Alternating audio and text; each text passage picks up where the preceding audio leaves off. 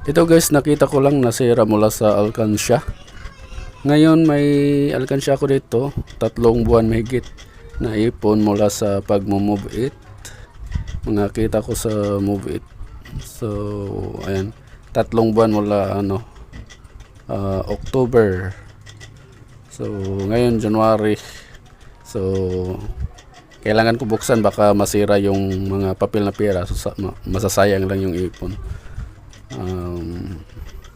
Okay lang siguro kung papel na pera lang yung nakalagay dito, kaso pinaghalo ko yung coins at saka yung papel. So ayan, titingnan natin.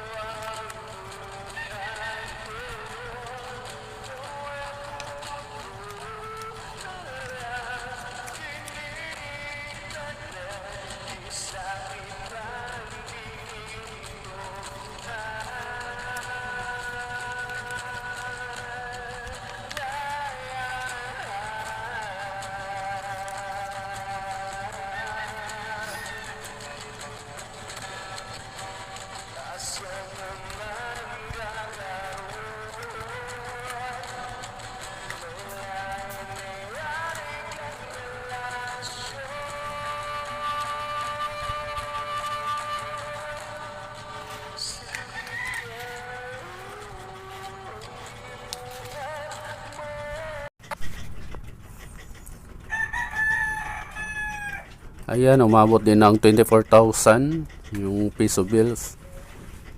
So, doon naman tayo sa coins. Yung 20 piso coins natin is bawat tori dyan is nagkakalaga ng 500. So, sa dalawa, that is 1,000. Ayan. Ngayon, bilangin natin. 1, 2, 3, 4, 5, 6, 7, 8, 9, 10. 10,500 plus 180. So may 180 pa. So that is 10,680. 10,680. So sa 10 piso coins, ayan, bawat tori dyan is nagkakalaga din ng 200. So sa 5, that is 1,000. So mayroon tayong 4,000 plus dalawang tori. So 400. Then may sobra pa dyan na tatlong 10 piso coins. So that is 4,430. So sa total natin